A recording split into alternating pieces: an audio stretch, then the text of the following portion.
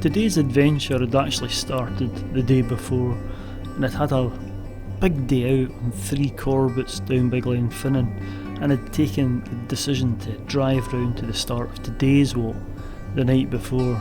I tell you what, that's some drive down that loch on a wee windy road, and that took it out of me by itself, let alone the ascent and distance travelled on the trip up these 3 Corbetts the previous day. Anyway, I eventually got to the car park as night was setting in and parked my van up and settled down for the night, ready for getting up for this big mountain adventure the following day.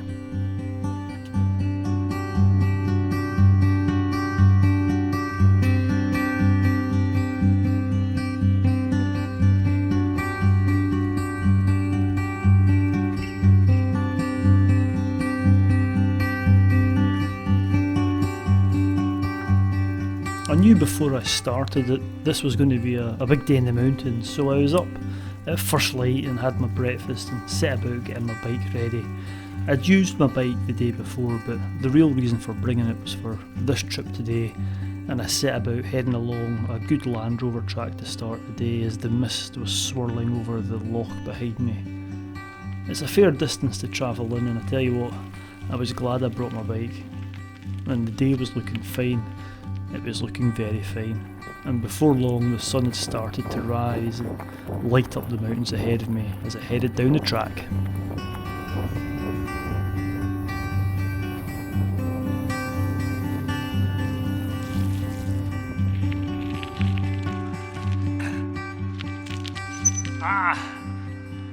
Right, hi guys. As you've probably seen, I've got the bike again today. This is the real reason I brought the bike. Yesterday's hike, or last week's hike, or biking hike, when you saw, you don't really need the bike, you're only cycling it, or saving about 2-3 kilometres, but I thought I'd use it anyway. But today's the real reason. This is, these 2 mountains I'm going up are, I've been waiting for a long time to do these 2. They're quite prized mountains because they're remote. I don't know if I'm going to do the 2 of them because there's a big dip between them. Even doing them as single outings is a big day, so I've been waiting for a good weather window, which as you saw last week's video, I've got, and it's continuing today. So I got the stuff packed up in the camper, and I'm taking this, I don't know, 6 or 7 kilometre in bike ride to save me some time, then ditching the bike, then it's on foot up these pathless, wild mountains. So can't really stop and talk too much. I need to get going. Let's go.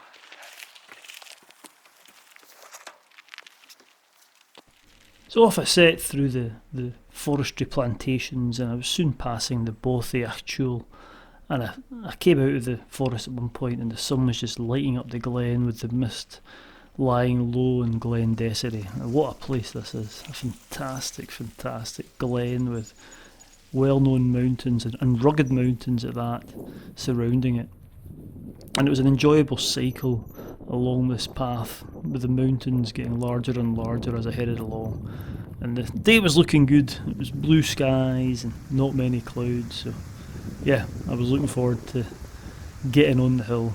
Anyway, I soon got to the point where I couldn't really take the bike any further, so I set about getting the bike just off the track and getting my backpack out and my gaiters on, because from now on in it was either going to be a boggy path or no path at all.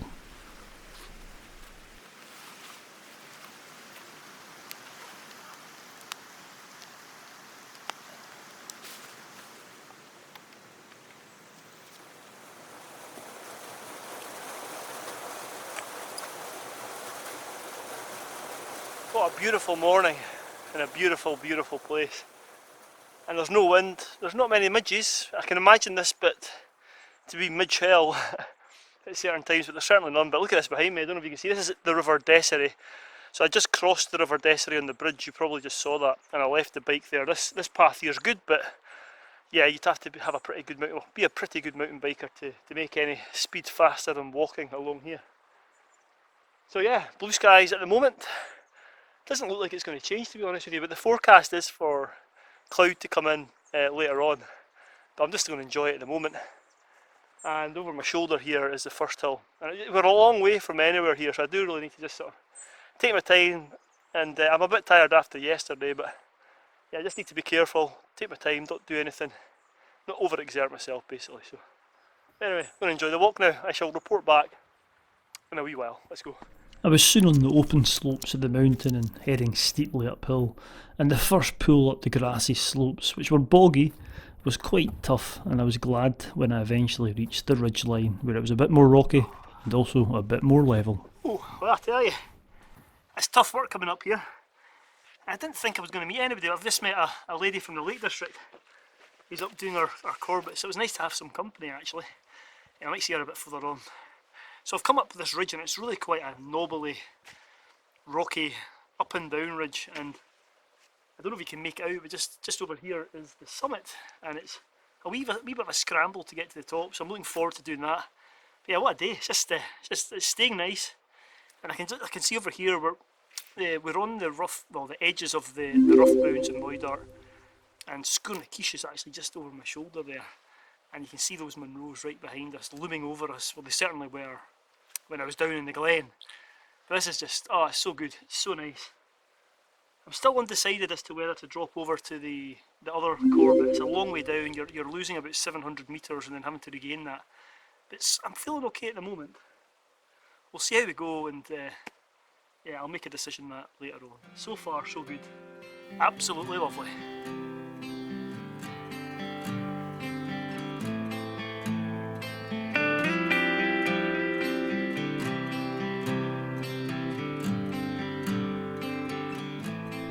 So once up on the ridge, it's quite a knobbly wee hill with lots of ups and downs and lots of rocky outcrops.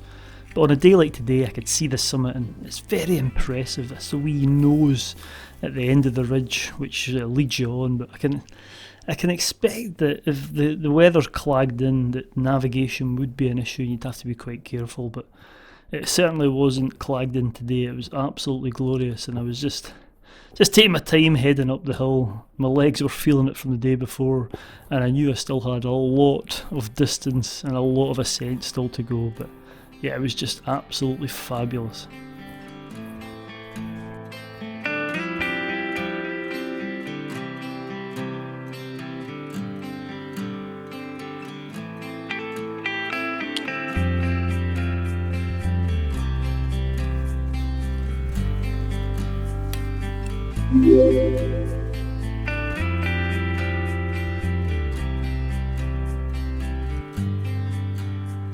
Right, I'm not far from the summit.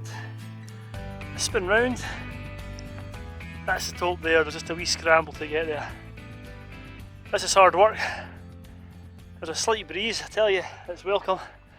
The views are just great. Sgurr over here, and away down over there is the Loch Arkaig where I've parked the car. So it's a long way in. I've been going for, what's that, 12 o'clock, 5 hours, and that's with the bike speeding progress in, so it's a long way in. It's a long way into this one. So yeah, I'm just going to get my breath back before the final scramble up over here. Yeah, should be fun. So some jelly babies. Right, let's get to the top.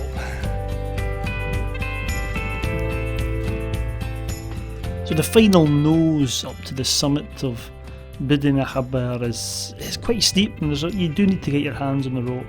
Doesn't look as bad as it does from this camera angle. The distortion on the 360 camera makes it look a lot worse, but care does still need to be taken, especially if it's wet or if you're up here in the winter. This could be a different prospect altogether getting up here. But the scramble's short-lived and you soon find yourself on the final wee summit ridge heading to the top of the mountain.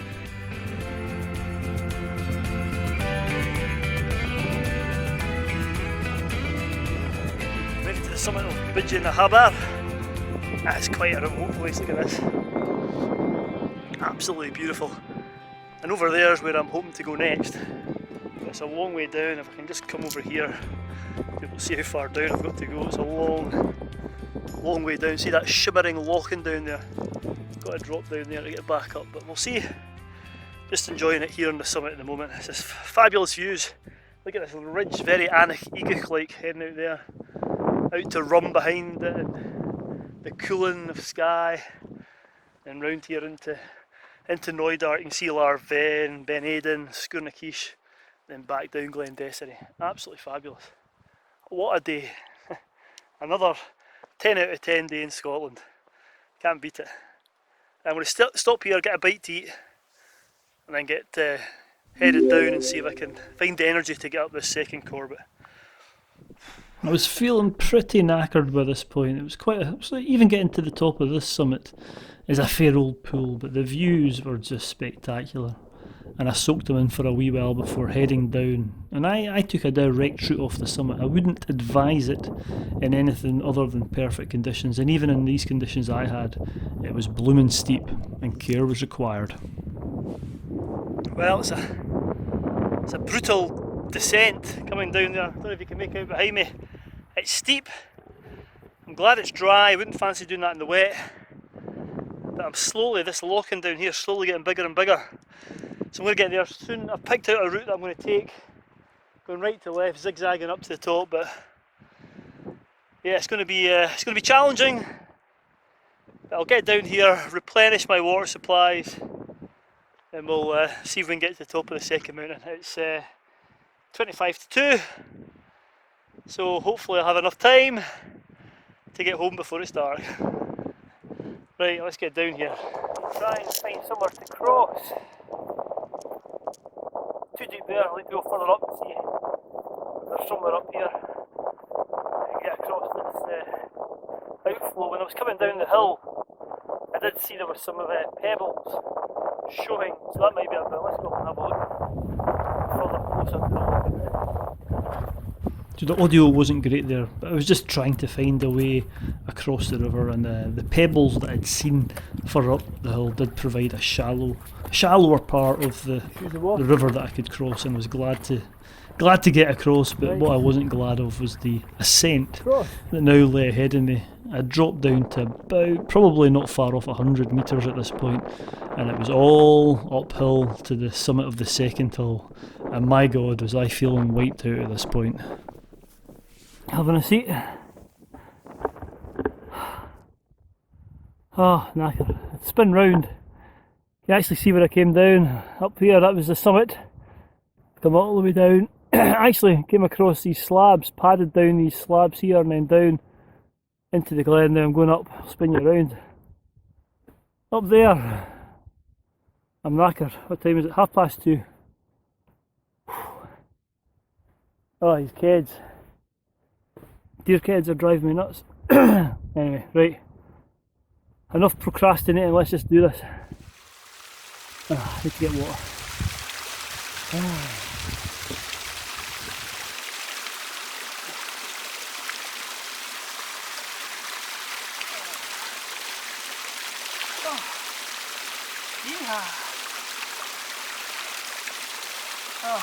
I was super glad when I found this stream higher up the hill. I'd run out of my 2 litres that I'd brought with me. I drank, and yeah, I wet my buff. It's a good thing about the buff, they're so versatile. So I'd wet that, soaked my head in it, and then popped it back on before filling up my platypus with another 2 litres of water, which I was going to need for the long journey up and then back out to the van. Right, I'm about 400 metres up, and I'll spin you around, show you where I am. Oh, there we go, there's a wee locking down yonder, and just beyond that actually is Loch Monar.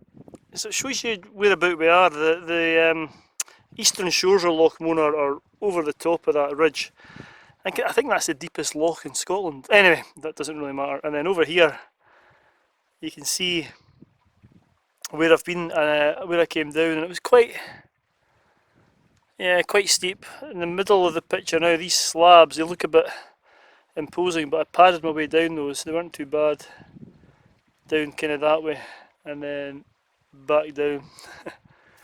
But yeah, I'm finding I'm having to take a few more rests. It is really tiring, so I'm trying to cut up, do a Z, so I'm not going straight up the hill, maybe take some pressure off.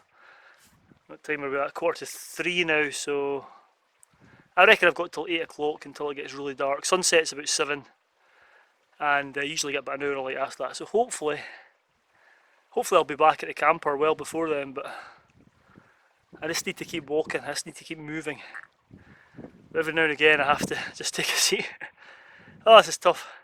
I drop down, it drops back down to about 100 metres down there, so about 700 or 800 metres up to the top here. It's quite a pool. Anyway, enough stats, enough talking, let's get walking.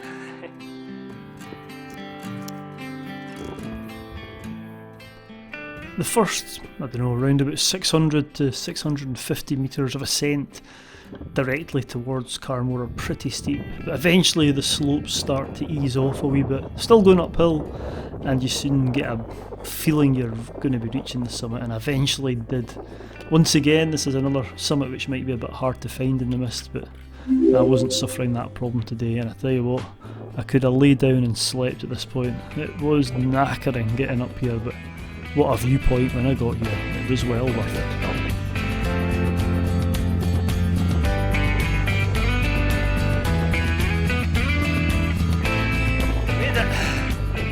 That's been one of the hardest mountains I've done in a while. Absolutely knackered.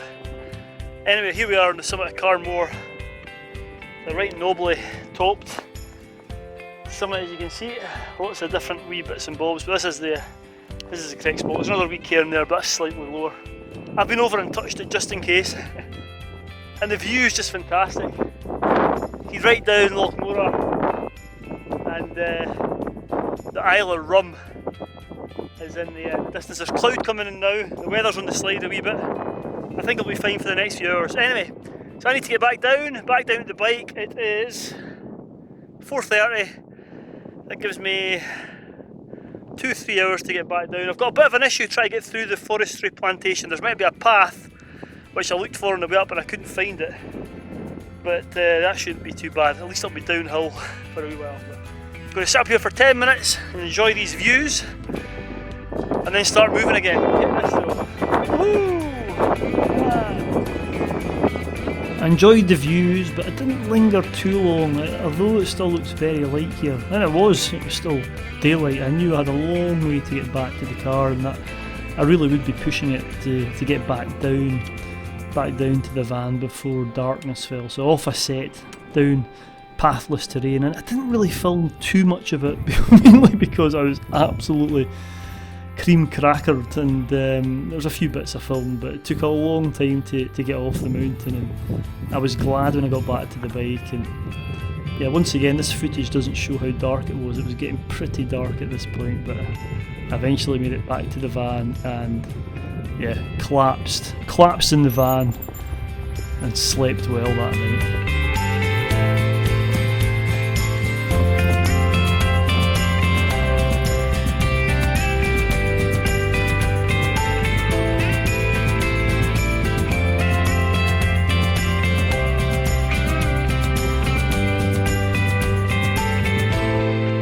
Well, it's now the following morning to when you last saw me. I was just so tired last night.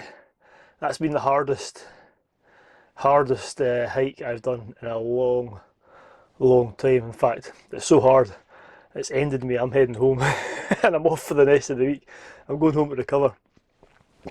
Anyway, it's just after 7 o'clock, and yeah, I came last night. I had the shivers. I really had to work at having my tea. I wasn't hungry, but I knew my body was needing it, and I didn't even feel thirsty, but I was really dehydrated as well. Although I did have enough. I took lots of water on the walk with me, and I filled up, as you saw. But I just think the exertion. I'm not used to these big days. I need to get back into the swing of things. But anyway, saying that apart, it was absolutely fabulous. Those last 2 days have been really good.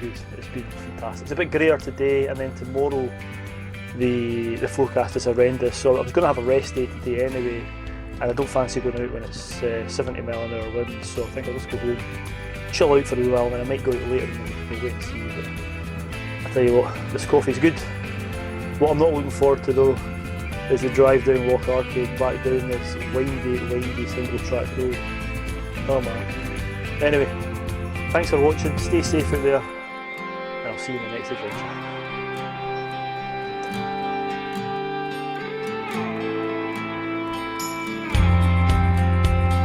Bye.